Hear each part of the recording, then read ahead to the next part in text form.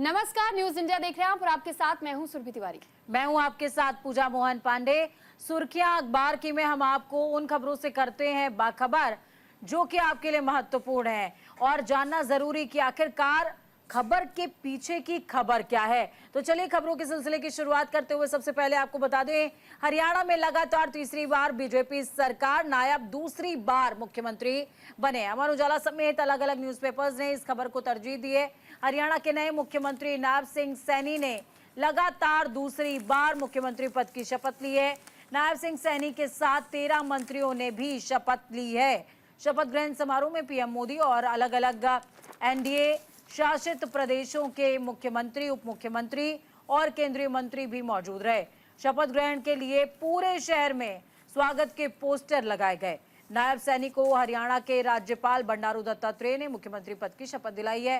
कृष्ण पवार, गौरव गौतम, अनिल विज, महिपाल ढांडा, श्रुति चौधरी, विपुल गोयल, रावण नरबीर, कृष्ण बेदी, आरती Rao, Shyam Singh Rana, doctor Arvind Sharma और राजेश नागर सहित 13 मंत्रियों ने शपथ ली है। इस दौरान सैनी की कैबिनेट में जातीय समीकरण का खास ख्याल रखा गया है। इस शपथ ग्रहण कार्यक्रम में हजारों लोग जो है शामिल हुए हैं और इस बीच बीजेपी की जो दावेदारी थी वो दावेदारी इस बात को लेकर के थी कि शपथ ग्रहण में 1 लाख के करीब लोग पहुंचे हुए हैं सुरभि, जैसा कि आप दिखा भी रही थी। बिल्कुल, तो देखिए इस खबर से जुड़ी हुई जानकारी हम आपको दे दें कि इस तस्वीर में आप देख पाएंगे ये इस अखबार में यानी अमर उजाला के फ्रंट पेज पर सबसे ऊपर हेडलाइन के साथ में एक तस्वीर भी साझा की गई है जिसमें कि नायब सिंह सैनी प्रधानमंत्री नरेंद्र मोदी का हाथ मिलाते हुए तो नजर आ रहे हैं, साथ ही साथ उनके सामने झुके हुए भी हैं, क्योंकि कहीं ना कहीं नायब सिंह सैनी को जिस तरीके से हाई कमान की ओर से चुना गया था, ऐसे में दूसरी बार उन्हें मौका मिला है।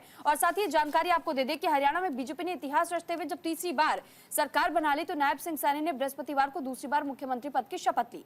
पंचकुला के दशहरा मैदान में हजारों की भीड़ के बीच राज्यपाल बंडारू दत्तात्रेय ने सैनी को पद और गोपनीयता की शपथ दिलाई। प्रधानमंत्री नरेंद्र मोदी की मौजूदगी में ये पूरा शपथ ग्रहण समारोह का आयोजन किया गया था। साथ ही इसकी भी जानकारी आपको दे दें जिसमें कि 15 केंद्रीय मंत्री, 4 राज्यपाल और 1 उपराज्यपाल, 16 मुख्यमंत्री, 3 मुख्यमंत्री और गठबंधन के कई नेता भी शपथ ग्रहण समारोह के दौरान मौजूद रहे थे। समारोह में 13 मंत्रियों को भी शपथ दिलाई गई। इनमें 11 कैबिनेट, 2 राज्य मंत्री स्वतंत्र प्रभार के और हरियाणा में सीएम सहित अधिकतम 14 मंत्री शपथ ग्रहण समारोह में नजर आए थे। तो यानी कि देखिए पूरा जो शपथ ग्रहण समारोह रहा था ये बेहद ही खास रहा था। इसमें विपक्षी दलों के नेता भी थे मंच पर और साथ ही प्रधानमंत्री की मौजूदगी तो थे ही, 4 उपराज्यपाल भी थे और भी कई ऐसे मंत्रियों को निमंत्रण भेजा गया था और इस निमंत्रण को स्वीकार करते हुए ये सभी एक साथ इस मंच पर नजर भी आए थे। बिल्कुल, देखिए सुरभि ने आपको जो हाईलाइटेड पॉइंट्स हैं वो साझा किए हैं। इसके अलावा मैं आपको बता दे रही हूँ, दैनिक भास्कर ने देखिए फ्रंट पेज पर ही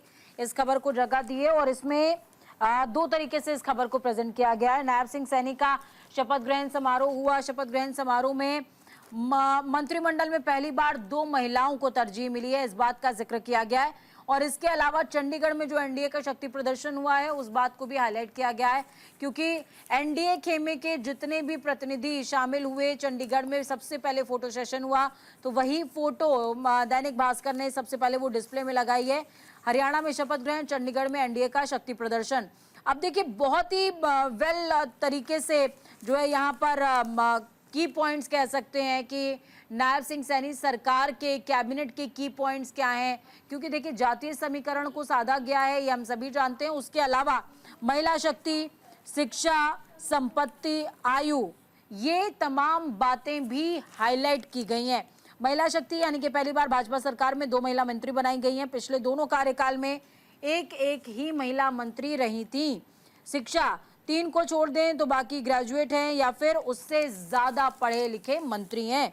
संपत्ति, सभी मंत्री करोड़पति। श्रुति चौधरी सबसे अमीर मंत्री हैं और श्रुति चौधरी ने इंग्लिश में जो है स्पीच भी ली थी। आयु की अगर बात करें तो पिछले से 4.5 साल जवान है नया मंत्रिमंडल, यानी कि जो एवरेज एज गैप है वो पिछली बार से 4.5 साल कम है। युवा है मंत्रिमंडल। अनिल विज की अगर बात करें तो अनिल विज को दोबारा मंत्रिमंडल में मौका मिला है। हैवी वेटेड मंत्री हैं, हैवी वेटेड उनको विभाग भी मिल सकता है।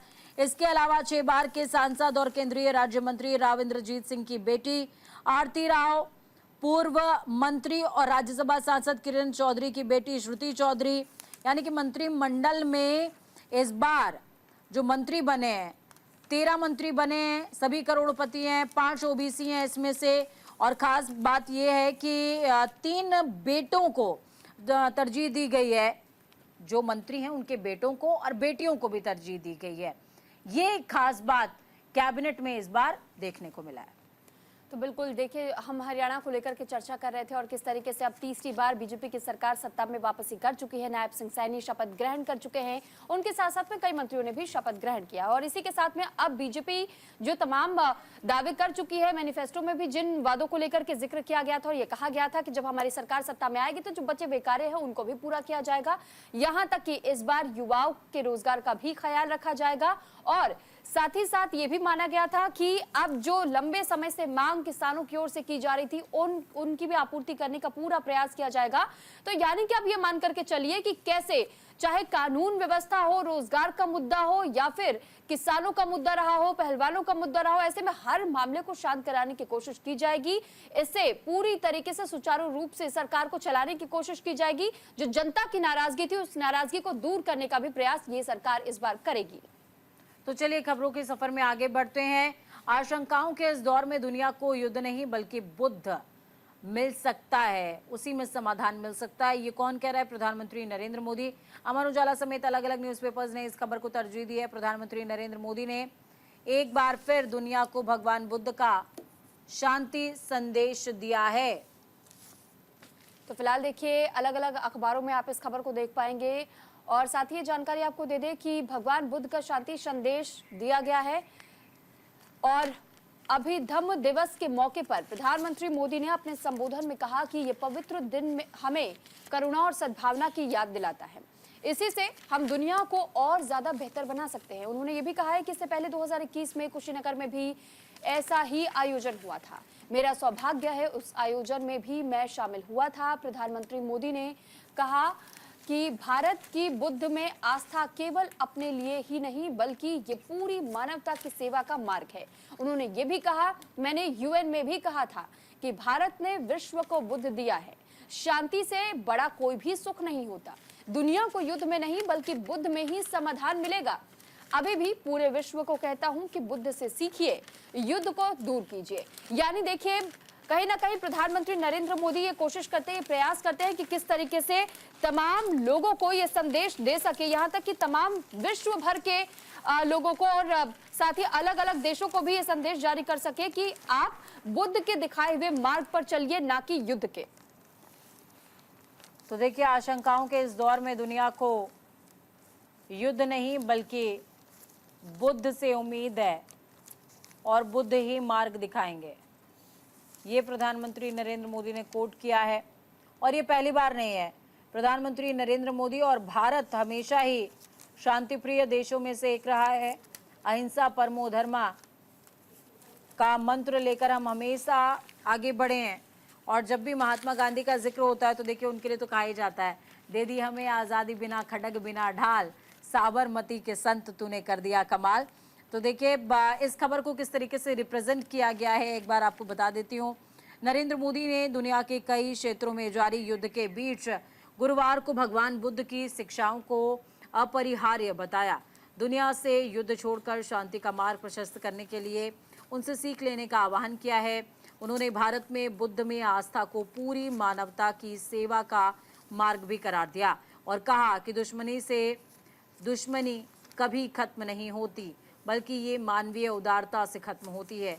पीएम दिल्ली स्थित विज्ञान भवन में अंतर्राष्ट्रीय अभिधम्मम दिवस कार्यक्रम और पाली को शास्त्रीय भाषा के तौर पर मान्यता देने के उपलक्ष्य में आयोजित समारोह में संबोधित कर रहे थे। इस मौके पर उन्होंने पाली भाषा को शास्त्रीय भाषा का दर्जा दिए जाने को भगवान बुद्ध की महान विरासत का सम्मान बताया और आज़ादी के बाद भारत की सांस्कृतिक विरासत की उपेक्षा के लिए पूर्ववर्ती कांग्रेस सरकारों पर भी निशाना साधा है।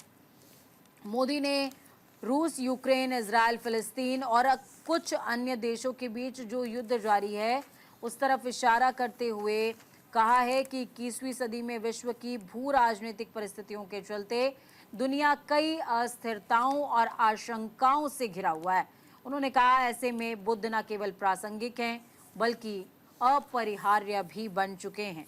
उन्होंने कहा, मैंने एक बार संयुक्त राष्ट्र में कहा था, भारत ने विश्व को युद्ध नहीं बुद्ध दिए हैं। मैं आज अभिधम्मम पर्व पर पूरे विश्व का आह्वान करता हूं, बुद्ध से सीखिए, युद्ध को दूर करिए, शांति का पथ प्रशस्त करिए। तो ये न्यूज़ इंडिया भी आपसे कह रहा है, बुद्ध से सीखिए और उनके दिखाए हुए मार्ग पर चलना मानवता के लिए भी ज़रूरी है।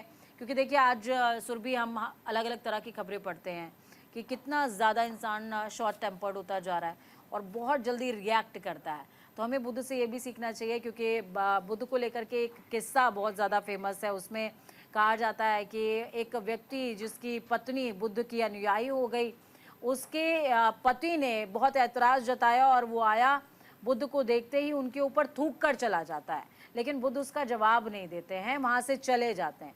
कुछ समय के बाद उस व्यक्ति को खुद ग्लानि होती है और वो बुद्ध के पास आता है, कहता है कि मैंने आपके ऊपर थूक दिया लेकिन फिर भी आपने जवाब नहीं दिया। तो बुद्ध ने कहा कि फिर मुझ में और तुम में अंतर क्या रह जाएगा।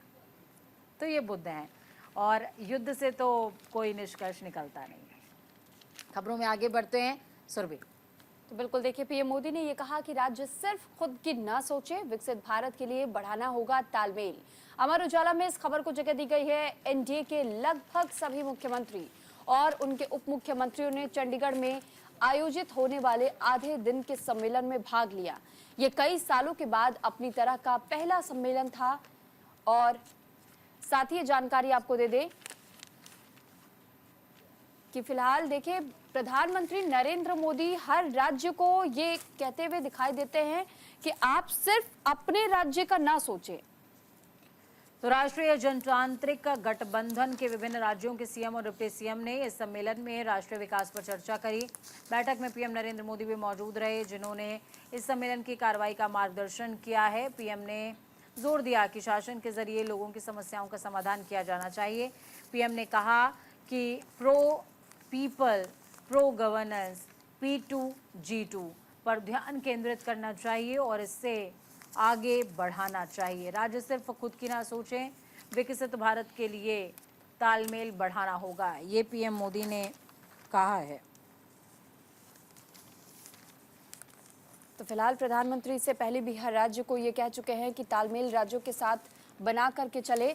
और साथ ही साथ ये जानकारी हम आपको दे दें कि देखिए, प्रधानमंत्री नरेंद्र मोदी जब भी किसी राज्य में जाते हैं तो हर राज्य से यही कहते हैं कि वो राज्यपाल उपराज्यपाल के साथ भी अपने तालमेल को बनाए रखें। साथ ही साथ अन्य राज्यों के साथ भी आपको संपर्क साधने की जरूरत होती है किसी भी योजना को लागू करने से पहले, या फिर अगर किसी राज्य की आपको सहायता की जरूरत होती है तब भी। और इसी के तहत में हर बार आप प्रधानमंत्री नरेंद्र मोदी को ये सुनते हैं। और साथ ही साथ ये खबर हम आपको दिखा भी रहे हैं कि किस तरह, देखिए हेडलाइन में भी प्रधानमंत्री नरेंद्र मोदी की ओर से जो कहा गया है कि राज्य सिर्फ खुद की ना सोचे, विकसित भारत के लिए बढ़ाना होगा तालमेल। यानी कि अलग अलग राज्यों से आप अगर तालमेल को बनाए रखेंगे तभी भारत विकसित भारत के तौर पर सामने आ पाएगा। यहाँ तक कि आपको ये भी जानकारी हम दे दें कि देखिए, इससे पहले भी उन्होंने ये कहा था कि सुनिश्चित करना होगा भारत कैसे बने पूरी तरीके से आत्मनिर्भर और आपातकाल का दर्द घर घर पहुंचाएंगे। यहाँ तक कि ये भी कहा गया इसमें कि जब 2025 तक में एक लक्ष्य साधने के तहत में ये कहा गया है कि 2025 तक में कोशिश करेंगे कि जिन राज्यों के बीच में तालमेल नहीं बन पाती है वो एक साथ चल सके। और साथ ही साथ उन्होंने ये कहा है कि ये P2 और G2 यानी प्रो पीपल प्रो गवर्नेंस के तहत में हमें हर समस्या का समाधान ढूंढने पर जोर देना चाहिए और लोगों की शिकायतों को दूर करना सबसे ज्यादा अहम हो जाता है। जब तक जनता की सेवा हम नहीं करते हैं, जब तक हम जनता के लिए पूरी तरीके से विकास की ओर आगे नहीं बढ़ते हैं और ना ही उनके मुद्दों को समझने की कोशिश करते हैं, ना प्रयास करते हैं, तब तक हम पूरी तरह भारत का विकास नहीं कर पाएंगे। भारत के विकास के लिए जरूरी है जो अलग अलग राज्य है भारत में, उन राज्यों को एक साथ तालमेल बना करके चलना होगा। ऐसा नहीं किया जा सकता कि कहीं पर सत्ता पक्ष की अगर सरकार है या फिर कहीं विपक्ष की सरकार है किसी राज्य में, तो फिर उनके बीच में तालमेल ही ना बनना पाए और हर बार किसी ना किसी तरह की त्रुटियां सामने आए। तो ऐसे में उन खामियों को दूर करना बहुत ज्यादा अनिवार्य हो जाता है और फोकस होकर के एक साथ उस तालमेल के तहत में आगे बढ़ना होगा। बिल्कुल, तालमेल के तहत आगे बढ़ना होगा। और इसका एग्जाम्पल एक बात से आप समझ लीजिए, देखिए जब जम्मू कश्मीर में सरकार का गठन हुआ आर्टिकल 370 रिपील होने के बाद पहली बार सरकार का गठन हुआ। चूंकि केंद्र शासित प्रदेश यानी कि यूटी था, तो ऐसे में उमर अब्दुल्ला जब चुने गए मुख्यमंत्री पद के लिए और शपथ ग्रहण कर रहे थे, उस दौरान प्रधानमंत्री नरेंद्र मोदी का एक ट्वीट सामने आता है सुरभि। उसमें प्रधानमंत्री नरेंद्र मोदी बहुत ही खुले हृदय के साथ में उमर अब्दुल्ला को शुभकामनाएं देते हैं और कहते हैं कि जनता के लिए आपका जो काम करने का जज्बा है, उस जज्बे के लिए मैं शुभकामनाएं देता हूं और केंद्र सरकार की तरफ से जम्मू कश्मीर के लोगों के लिए, वहां की रियाया के लिए जो भी हो सकेगा वो हम आपके साथ मिल करके काम करने की पुरजोर कोशिश करेंगे। तो यहाँ पर वो सिर्फ बात नहीं कर रहे हैं बल्कि एक मैसेज देने की कोशिश भी कर रहे हैं अलग अलग प्लेटफॉर्म्स के जरिए कि देश का विकास संगठित तौर पर राज्यों के विकास से ही संभव है। और जब हम राज्यों के विकास की बात कर रहे हैं तो वो राज्यों का जो विकास है देश के विकास में एड ऑन तब होगा जब केंद्र के साथ में तालमेल होगा। क्योंकि देखिए, जब हम राज्य के स्ट्रक्चर की बात करते हैं सुरभि, तो ये आप भी जान रही हैं और तमाम दर्शक भी हमें जो सुन रहे हैं इस समय वो समझ पा रहे होंगे कि राज्य के अंदर नेशनल एक्टिविटीज भी होती हैं। मनरेगा हो गया, उज्ज्वला योजना हो गया, प्रधानमंत्री गृह यानी कि प्रधानमंत्री आवास योजना हो गया, इस तरीके की कई सारी जो योजनाएं हैं, आयुष्मान योजना हो गया, बहुत सारी ऐसी योजनाएं हैं जो संचालित होती हैं केंद्र की तरफ से। उसका बेनिफिट तमाम जो राज्य के लोग हैं उनको मिले और राज्य की तरफ से जो योजनाएं चल रही है उनका बेनिफिट लोगों को मिले, तभी उनका पूर्ण विकास हो सकता है। तो बिल्कुल अब हम खबरों में आगे बढ़ेंगे और बात उत्तर प्रदेश उपचुनाव को लेकर भी करेंगे, क्योंकि देखिए राज्य में 9 उपचुनाव होने वाला है जी। और इन उपचुनाव को लेकर के जिस तरीके की तैयारियां हम देख रहे हैं, और साथ ही सुम्बुल राणा मीरापुर से सपा की ओर से उम्मीदवार हैं। खैर और गाजियाबाद सीट पर चुनाव कांग्रेस लड़ने वाली है। दैनिक जागरण समेत अलग अलग न्यूज़पेपर्स ने इस खबर को तरजीह दी है। समाजवादी पार्टी कल विधानसभा उपचुनावों के लिए 7वें प्रत्याशी की घोषणा कर दी है। सपा ने सुम्बुल राणा को मीरापुर सीट से अपना प्रत्याशी बनाया। सुम्बुल पूर्व सांसद कादिर राणा की बहू और पूर्व राज्यसभा सदस्य मुनकाद अली की बेटी हैं। तो वहीं कुंदरकी सीट पर सपा शुक्रवार को अपना प्रत्याशी घोषित कर सकती है। सपा अध्यक्ष अखिलेश यादव आज महाराष्ट्र चुनाव अभियान की शुरुआत करने जा रहे हैं। देखिए, महाराष्ट्र में चुनाव क्रियाकलापों का आगाज है। मालेगांव जाने से पहले कुंदरकी का प्रत्याशी तय कर देंगे पार्टी सूत्रों के मुताबिक। खैर और गाजियाबाद सीट सपा गठबंधन में कांग्रेस को मिलेगी। इस संबंध में कांग्रेस को बता भी दिया गया है। अब कांग्रेस को दोनों सीटों के साथ ही अपने प्रत्याशी की घोषणा करनी है। तो बिल्कुल देखिए, ये खबर हम आपको दिखा भी रहे हैं और साथ ही साथ ये हेडलाइन में भी आप देख पाएंगे कि किस तरीके से अब उत्तर प्रदेश में जहां जिन सीटों को लेकर के उपचुनाव होने हैं, ऐसे में उन उपचुनाव के लिए उम्मीदवारियां तय की जा रही है और साथ ही साथ अब अलग अलग जगहों पर यह भी कोशिश की जा रही है कि कैसे इन उपचुनाव में भी बीजेपी जीत जाए, और बीजेपी अपनी ओर से पूरी तरीके से जोरदार कोशिश कर रही है। इस बीच समाजवादी पार्टी भी कांटे की टक्कर देती हुई दिखाई दे रही है। तो फिलहाल ये जानकारी आपको दे दें कि आज कुंदरकी सीट का भी प्रत्याशी घोषित कर देगी समाजवादी पार्टी और 6 सीटों पर पहले ही प्रत्याशी उतार चुकी है पार्टी। तो फिलहाल समाजवादी पार्टी ने गुरुवार को विधानसभा उपचुनाव के लिए अपने 7वें प्रत्याशी की घोषणा कर दी। सपा ने सुम्बुल राणा को मीरापुर सीट से अपना प्रत्याशी बनाया है। सुम्बुल पूर्व सांसद कादिर राणा की बहू और पूर्व राज्यसभा सदस्य मुनकाद अली की बेटी हैं। वहीं कुंदरकी सीट पर सपा शुक्रवार यानी कि आज के दिन अपना प्रत्याशी घोषित कर सकती है, ऐसा माना जा रहा है।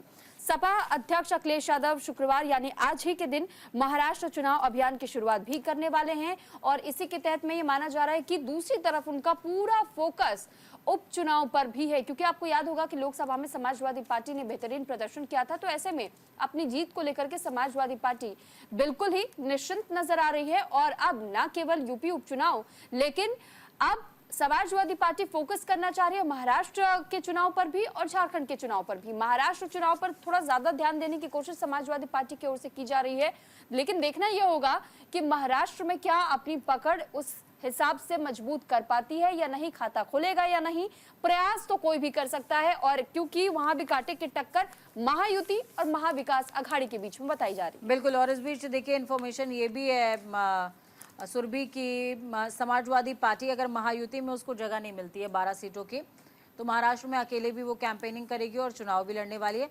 और इसके अलावा ये समझ लीजिए उत्तर प्रदेश में बहुत ज़्यादा फोकस है समाजवादी पार्टी का, महाराष्ट्र में भी है, क्योंकि बीते चुनावों में अगर आप 2014 का आंकड़ा देखेंगे और 2019 का, दोनों ही इलेक्शंस में महाराष्ट्र के अंदर समाजवादी पार्टी का अच्छा जनाधार रहा है। उस जनाधार को सीमेंटेड करने के लिए लगातार अखिलेश यादव दौरा कर रहे हैं। 2 दिवसीय दौरा है मौजूदा समय में और उसी को वो पुख्ता करना चाहते हैं। और अब आइए उत्तर प्रदेश के इलेक्शंस में, तो उत्तर प्रदेश बाई इलेक्शंस जो होने वाले हैं, उपचुनाव जो होने वाले हैं, उपचुनावों के दौरान समाजवादी पार्टी बहुत आश्वस्त है, क्योंकि अगर हम मिल्कीपुर सीट की बात कर लें जो कि अयोध्या, हालांकि उसके लिए अभी डेट की घोषणा नहीं की गई थी चुनाव आयोग की तरफ से, क्योंकि गोरखनाथ की तरफ से याचिका लगाई गई थी और अब उस याचिका को फिलहाल विड्रॉ कर लिया गया। अब देखिए मिल्कीपुर सीट को लेकर आश्वस्त है, क्योंकि अयोध्या से अच्छा जनाधार समाजवादी पार्टी के हिस्से में गया। उसके अलावा अलग अलग सीटों की बात करें तो लगभग सभी सीट पर समाजवादी पार्टी काफी ज्यादा आश्वस्त नजर आ रही है। तो बिल्कुल देखिए, और इसी के साथ अब कहीं ना कहीं बीजेपी लेकिन इन उपचुनाव को लेकर भी ये चाहती है कि इसकी तारीख बदल जाए। 13 नवंबर के जगह चुनाव आयोग से एक बार फिर से ये अपील की गई है कि 20 नवंबर को करवाया जाए ये चुनाव, क्योंकि बीच में 15 नवंबर को कार्तिक पूर्णिमा पड़ रही है और ऐसे में गंगा स्नान होता है। तो धार्मिक महत्व के अनुसार ये बीजेपी को डर है कि कहीं ना कहीं भारी संख्या में लोग अपना मतदान केंद्रों तक नहीं पहुंच पाएंगे और इसीलिए चुनाव की तारीखों में बदलाव करना चाहिए। बहरहाल इसी के साथ हम यहाँ रुक रहे एक छोटे से ब्रेक के लिए।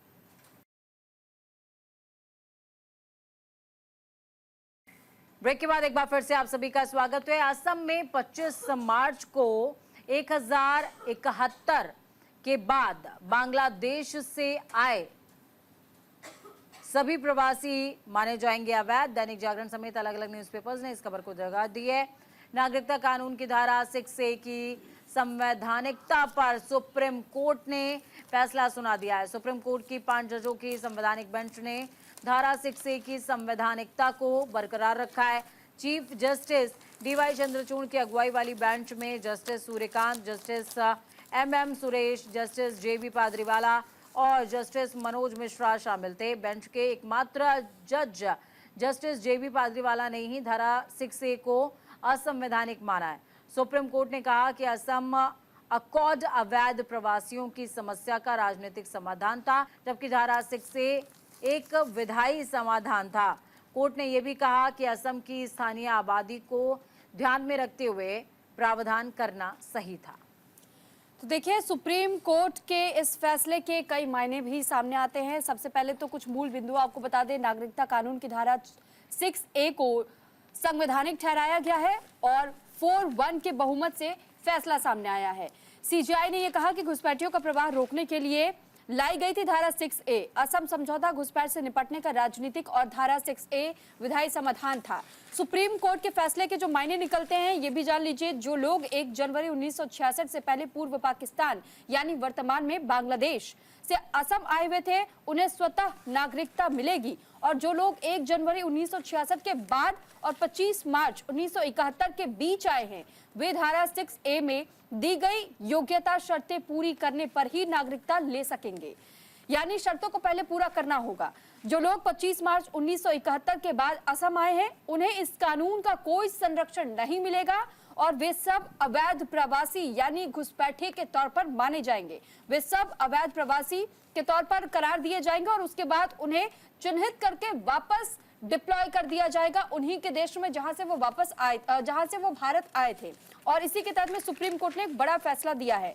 अवैध आवाजाही रोकने के लिए भी सुदृढ़ नीति की जरूरत है, ये भी सुप्रीम कोर्ट ने कहा है। और सभी राज्यों को यह हिदायत दी गई है कि अगर बांग्लादेश की ओर से घुसपैठ करने की कोशिश होती है, खासतौर पर पश्चिम बंगाल और असम की जब बात आती है, तो यहाँ पर अधिक संख्या में आप बांग्लादेशियों की घुसपैठ देखेंगे। खासतौर पर रोहिंग्याओं की घुसपैठ आप पश्चिम बंगाल के इलाके में देखेंगे और वहीं दूसरी तरफ बांग्लादेशी जो आसामीज के तौर पर अपनी पहचान बताते हैं, वो पूरी तरीके से असम में भी आकर के एक पूरे क्षेत्र को अपने कब्जे में ले चुके, जिसके बाद से ये फैसला अब सुप्रीम कोर्ट ने सुनाया है। बिल्कुल, चलिए खबरों के सफर में आगे बढ़ते हैं। जहरीली शराब ने 47 लोगों की जान ले ली है और कई गंभीर स्थिति में लगातार बने हुए अमर उजाला समेत अलग अलग न्यूज़पेपर्स ने इस खबर को तरजीह दी है।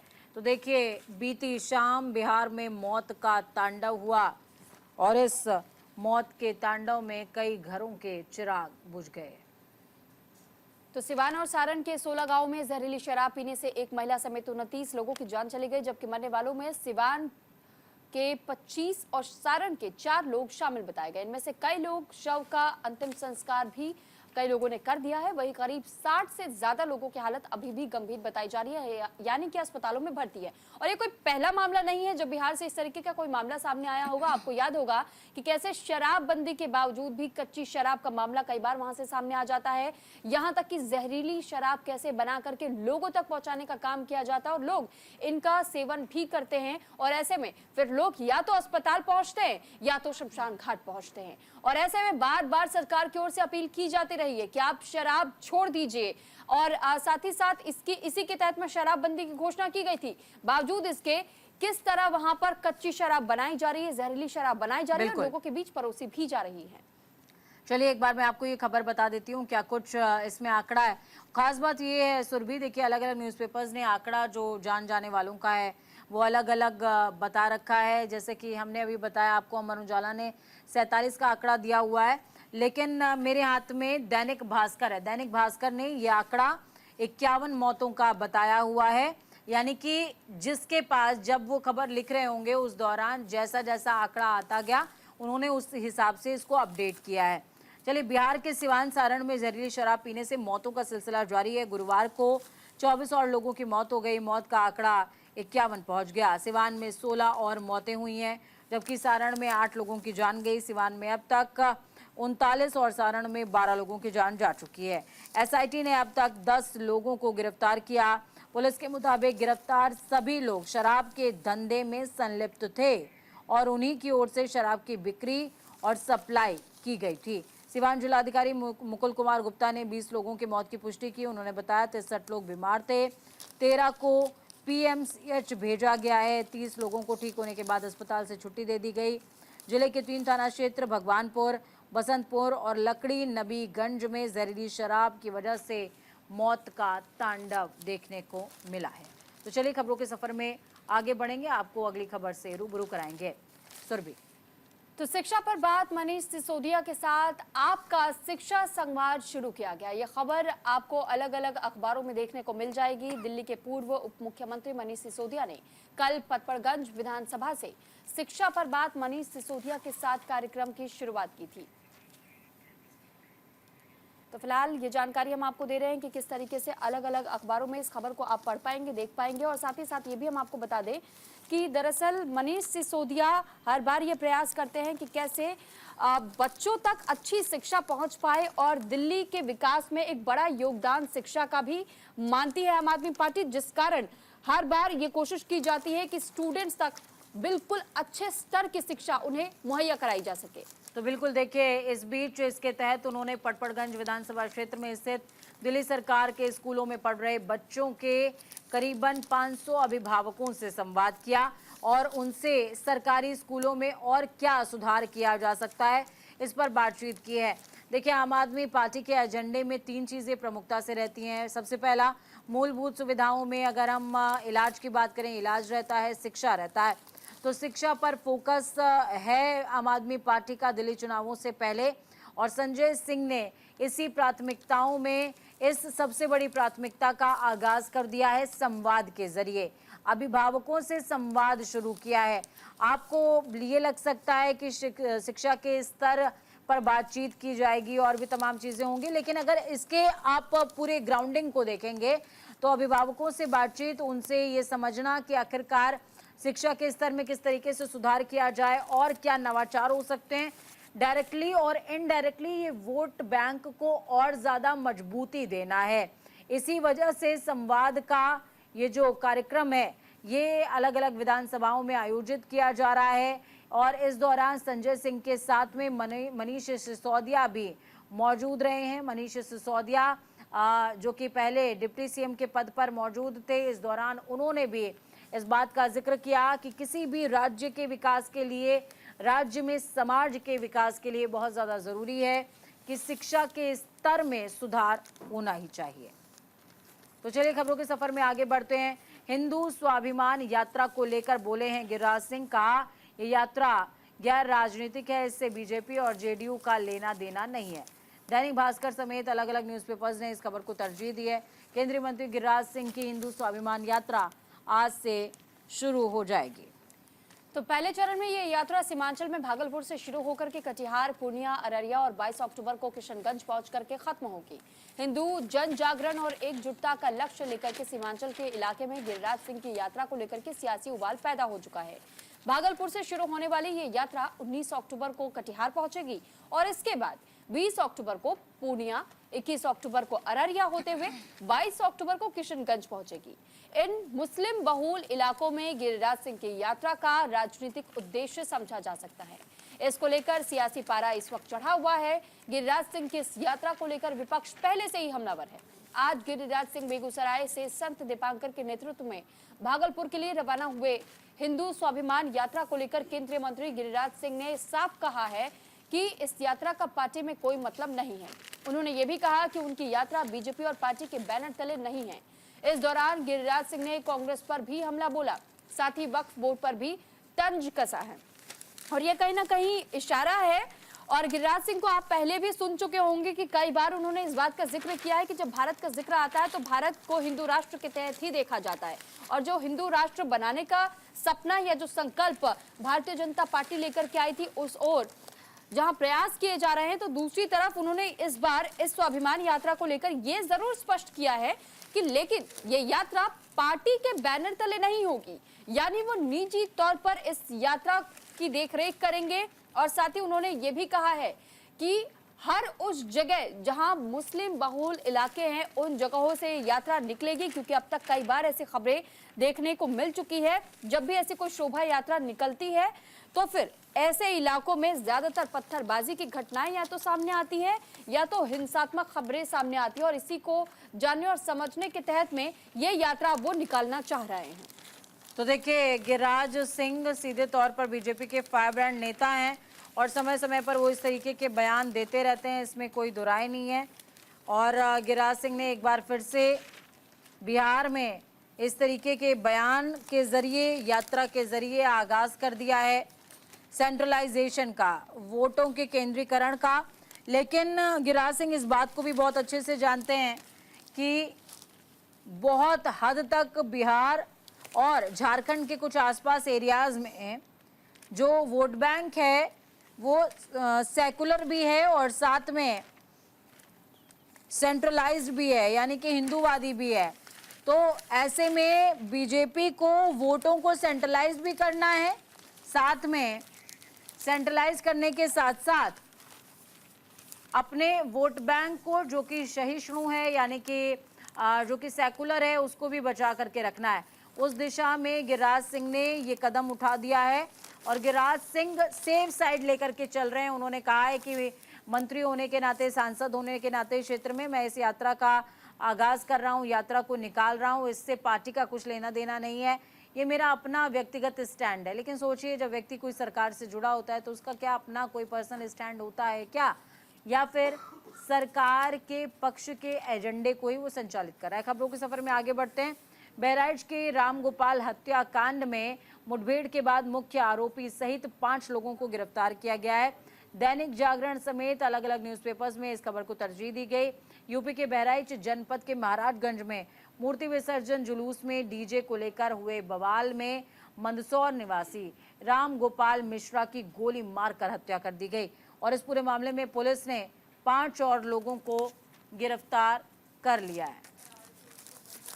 इनमें मुख्य आरोपी सरफराज और तालीम को मुठभेड़ में गोली लगी है, दोनों को अस्पताल में भर्ती कराया गया।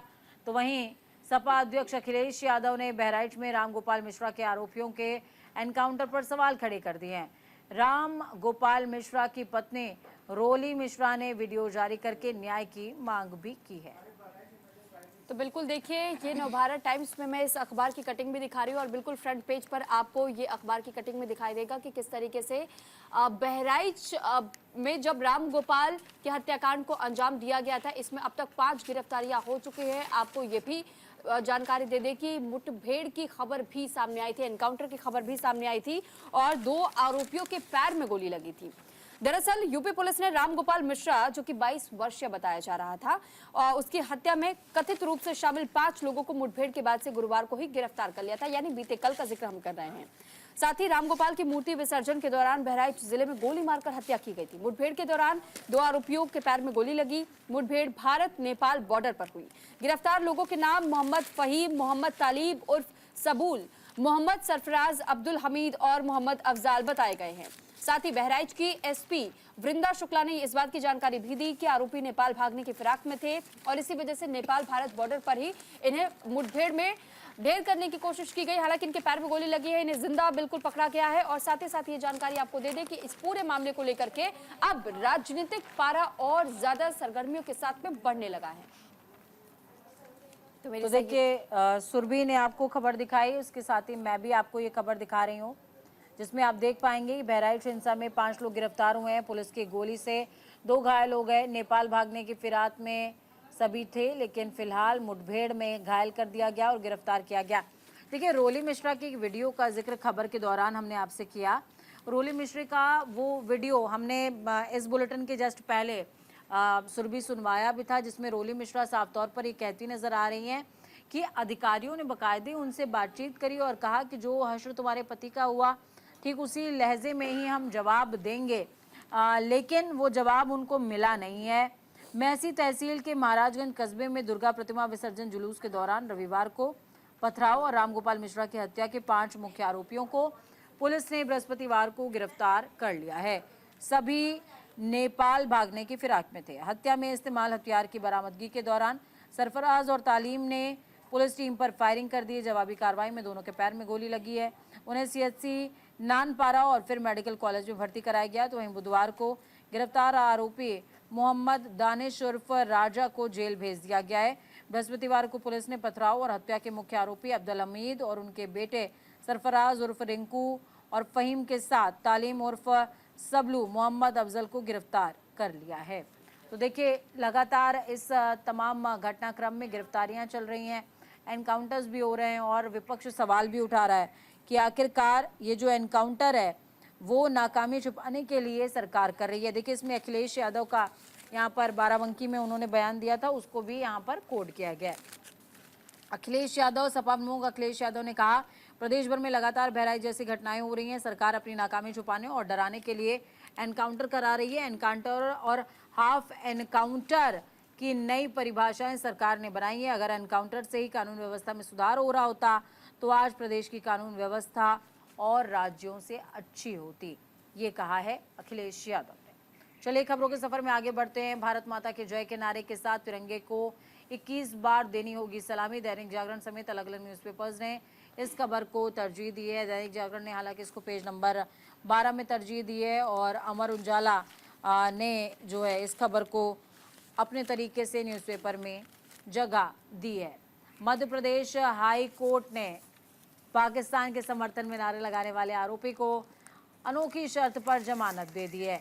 अदालत ने आदेश में कहा कि मुकदमे की संपत्ति तक हर महीने आरोपी को 2 बार भोपाल पुलिस थाने में 21 बार राष्ट्रीय ध्वज को सलामी देनी होगी और भारत माता की जय का नारा भी लगाना होगा।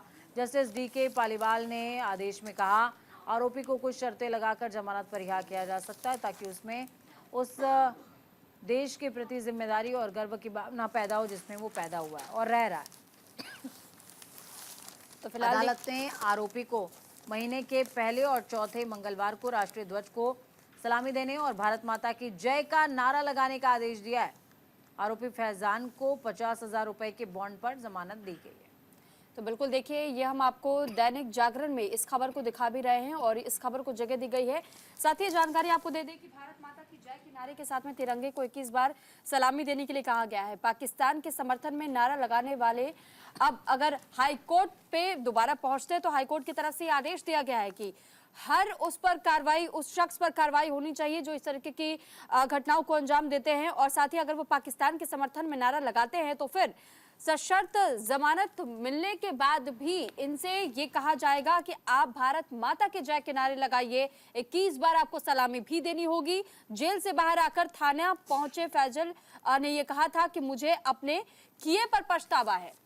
और साथ ही इस बात को लेकर देखिए, हम आप तक जानकारी भी पहुंचा रहे हैं कि किस तरीके से इस पूरे मामले को लेकर के सुप्रीम कोर्ट और हाई कोर्ट भी पहले भी इस बात को स्पष्ट कर चुका था कि अगर नारेबाजी देश विरोधी होती है तो फिर उनको कानून की तरफ से अपनी ओर से सबक सिखाने का काम किया जाएगा। अब हाई कोर्ट की ओर से कहा गया है कि अगर ऐसे मामले सामने आते हैं तो फिर उन्हें कार्रवाई तो उन पर होगी, लेकिन उनको ये भी सबक सिखाया जाएगा कि जिस देश में आप रहते हैं, जिस देश की थाली में आप खाना खाते हैं, उसी थाली में आप छेद नहीं कर सकते हैं। और इसी को लेकर के ये कहा गया था कि आपको अब भारत माता के जय के नारे भी लगाने होंगे और 21 बार सलामी भी देनी होगी भारत के नाम।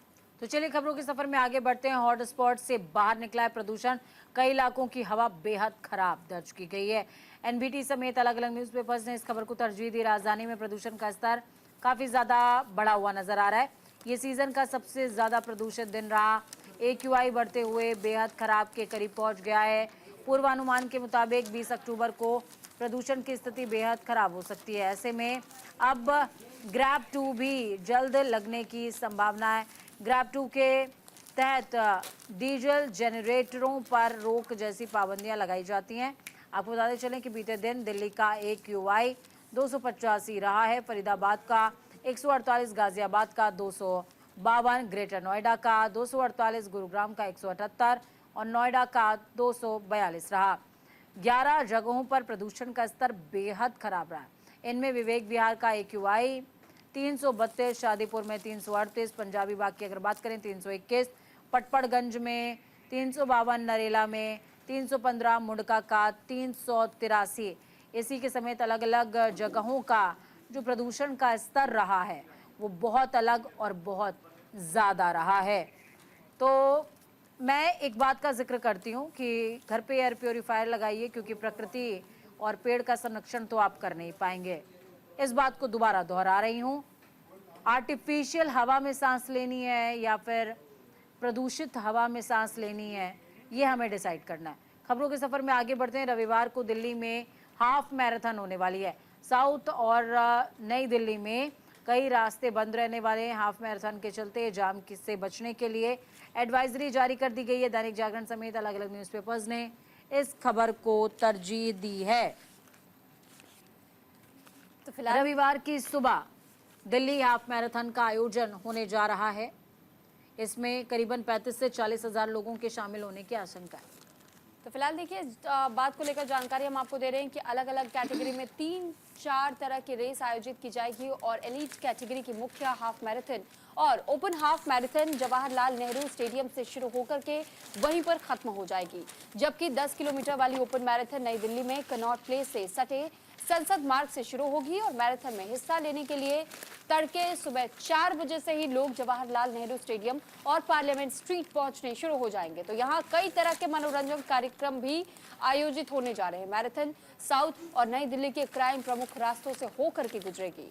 इसे देखते हुए दिल्ली ट्रैफिक पुलिस की ओर से पहले ही एडवाइजरी जारी की जा चुकी है और ये बताया जा चुका है कि किन किन रास्तों पर मैराथन का असर पड़ेगा, यानी कि वो रूट कुछ समय तक के लिए या तो डाइवर्ट कर दिए जाएंगे या तो पूरी तरीके से बंद कर दिए जाएंगे और आपको उस एडवाइजरी को फॉलो करना होगा अगर आप किसी प्रकार से असुविधा से नहीं गुजरना चाहते।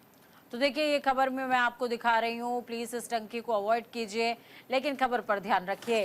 हाफ मैराथन के चलते जाम से बचने के लिए एडवाइजरी जारी कर दी गई है। सुरभि ने आपको तमाम डिटेल साझा करी है। एक बार मैं खबर बहुत ही जल्दी ब्रीफ में आपको बताती हूँ। रविवार सुबह जवाहरलाल नेहरू स्टेडियम से हाफ मैराथन का आयोजन किया जाएगा। इसमें 35,000 से ज़्यादा लोगों के हिस्सा लेने की आशंका। सुबह 4:30 बजे यानी कि 4:50 बजे स्टेडियम से हरी झंडी दिखाकर प्रतिभागियों को रवाना किया जाएगा। इसमें 3 तरह की दौड़ आयोजित होगी, जिसके कारण सुबह 5 से लेकर 10 बजे तक नई दिल्ली और दक्षिण दिल्ली यानी कि साउथ दिल्ली के कुछ क्षेत्रों में यातायात प्रभावित होगा। हाफ मैराथन की वजह से लोगों को जाम से जूझना पड़े, इसके लिए ये यातायात ने आसपास की सड़कों का इस्तेमाल करने से बचने की एडवाइजरी जारी कर दी है। यहाँ ट्रैफिक प्रभावित रहेगा। तो देखिए, दैनिक जागरण ने बहुत ही अच्छी तरीके से इस खबर को प्रेजेंट किया है और यहाँ पर इस कॉलम में ये बताया गया है कि कौन कौन से ऐसे क्षेत्र हैं जहाँ पर आपको बहुत ज़्यादा ट्रैफिक देखने को मिलेगा। बहुत जल्दी बताती हूँ मैं। भीष्म पितामह मार्ग जंक्शन, कोटला लाल बत्ती, सेवानगर लाल बत्ती, मेहरचंद मार्केट, जोरबाग, अरविंदो मार्ग, लोधी रोड जंक्शन जैसे कई ऐसे क्षेत्र जो कि साउथ दिल्ली और न्यू दिल्ली में आते हैं, वो जो है वो जाम से प्रभावित होने वाले हैं। खबरों के सफर में आगे बढ़ते हुए अगली खबर से रूबरू आपको सुरभि करवाएंगे। तो देखिए, जस्टिस संजीव खन्ना होंगे 91 सीजीआई। ये दैनिक जागरण के साथ साथ हर बड़ी अखबार में आप इस खबर को देख पाएंगे। जस्टिस संजीव खन्ना को अब भारत के 91 मुख्य न्यायाधीश के तौर पर चुना गया है, यानी वो बनने जा रहे हैं सीजीआई। तो सीजीआई धनंजय यशवंत चंद्रचूड़ के रिटायर होने के बाद से, यानी सीजीआई डीवाई चंद्रचूड़ के रिटायर होने के बाद वे आगामी नवंबर में सीजीआई के पद को संभालने जा रहे हैं। और जस्टिस खन्ना का मुख्य न्यायाधीश के तौर पर कार्यकाल केवल 6 महीने की अवधि का होगा, क्योंकि सुप्रीम कोर्ट की ऑफिशियल वेबसाइट पर मौजूद जानकारी के अनुसार वे आगामी 13 मई 2025 को रिटायर हो रहे हैं और इस तरह उनका कार्यकाल केवल 6 महीने का ही होगा। 64 साल के जस्टिस खन्ना 13 मई 2025 को रिटायर हो जाएंगे। सुप्रीम कोर्ट जज के तौर पर जस्टिस खन्ना ने 65 फैसले लिखे हैं। इस दौरान वे करीब 275 बेंचों का हिस्सा भी रहे हैं। तो देखिए, जस्टिस खन्ना 51वें सीजीआई होंगे, ये खबर मैं आपको दिखा रही हूँ। और देखिए, अनुमोदन जो है वो भारत सरकार सीजीआई से मांगती है, मौजूदा सीजीआई से मांगती है। तो जस्टिस डीवाई चंद्रचूड़ ने जस्टिस संजीव खन्ना के नाम का अनुमोदन किया है, यानी कि उनके नाम को आगे बढ़ाया है। भारत के मुख्य न्यायाधीश धनंजय यशवंत चंद्रचूड़ ने अपने उत्तराधिकारी की नियुक्ति की प्रक्रिया शुरू कर दी है। इसके लिए उन्होंने सुप्रीम कोर्ट के दूसरे वरिष्ठतम जज जस्टिस संजीव खन्ना का नाम केंद्र सरकार को प्रस्तावित किया। इसलिए जस्टिस संजीव खन्ना अगले 6 महीने के लिए देश के 51वें मुख्य न्यायाधीश बनने जा रहे हैं। तो बहुत शुभकामनाएं संजीव खन्ना जी को न्यूज़ इंडिया परिवार की तरफ से उनकी इस नई जिम्मेदारी के लिए। हालांकि ये जिम्मेदारी मात्र 6 महीने के लिए होगी। और इसी के साथ आज के लिए सुर्खियां अखबार की में फिलहाल इतना ही। हम दोनों को दीजिए इजाजत। नमस्कार। नमस्कार।